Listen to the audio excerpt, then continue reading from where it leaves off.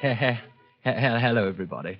You know, I can't help feeling that winter is over and then summer draws on, and there's been quite a nip in the air the past 3 or 4, and not, of course, the sort of nip you get in the pub, but the nip that gets you and that's the nip you have to guard against.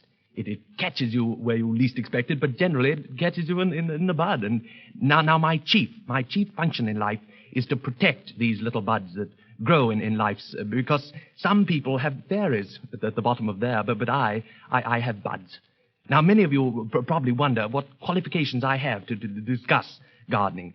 Unfortunately, I'm unable to show you my credentials, but I should like, if I may, to lead you up the garden path, and a very, very fine path it is too.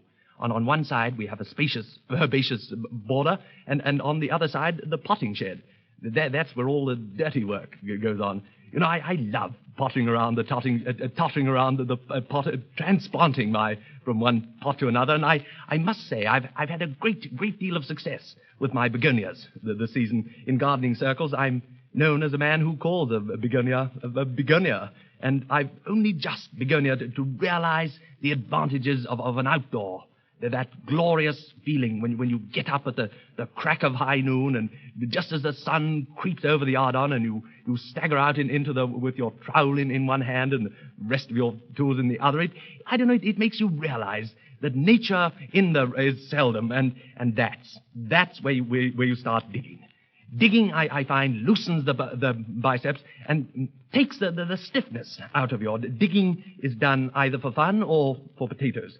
And if you happen to be digging for fun, you'll find potatoes. And on the other hand, if you happen to be digging for potatoes, you'll find you have the choice of many tools. You can use either a spade, a hoe, a fork, or a jobbing gardener. Now I've done some of my best digging with a jobbing gardener.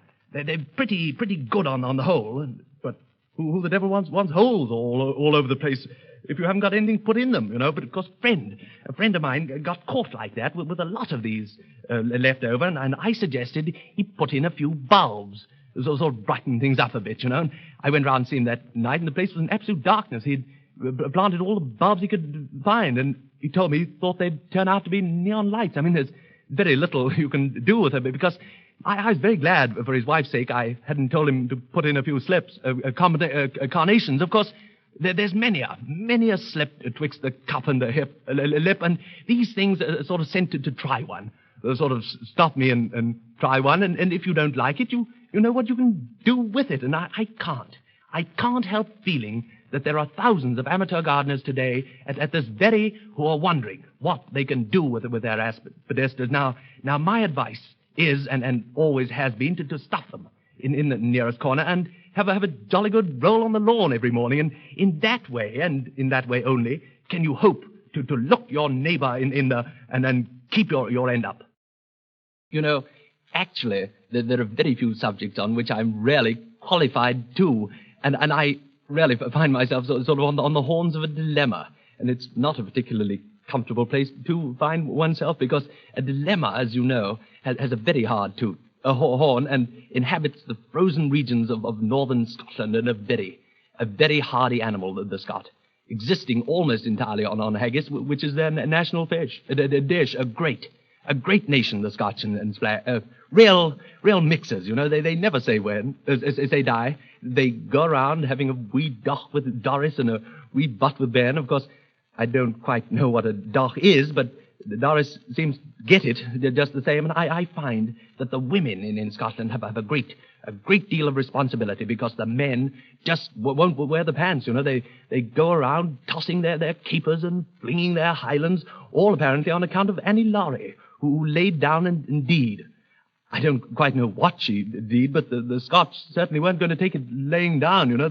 No time at all. They were up in her arms and had Lorna Doone. Of course, Lorna wasn't frightfully keen about this, and there's very little she could do about it until the herring season, because what a Scotch girl can do to a herring in season is absolutely...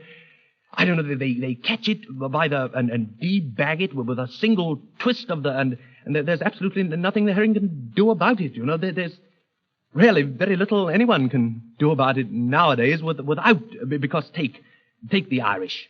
Now, there's a great all full of baloney. They either take the high road or the low road so they can get there first and start something.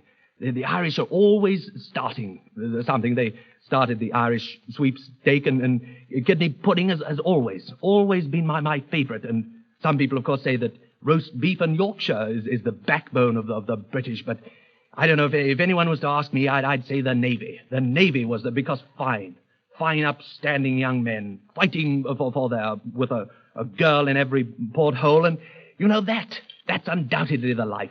All open and above board, up at 5 o'clock in the morning, hoisting their slacks, buttoning up their hatches, with the captain on the bridge and the first mate on the captain, and standing room only at the rails. What a glorious... Because, I don't know, I feel that England, Scotland, and Wales could stand alone against... Because actually boiling down to, there's very little I know about Wales, except, of course, that the one spurts water through it, and the other closes on Sunday, sort of one wet and the other dry sort of thing. And so, having touched the British Isles for about as much as they're worth at the present rate of exchange, we pass lightly on to the Flannel Islands, Jersey, Guernsey, underwear and socks, and in no time at all, we find ourselves in India. I mention India because India's a very, very big place, and probably the biggest thing in India is the elephant. Every family in India has its ups and downs, its ups and it also has its elephant. And in order that you should not be confused if ever you see one of these animals eating, I'd like to point out that an elephant has a wardrobe, a trunk at both ends, and if ever you want to do something really big in life, try washing one of these creatures.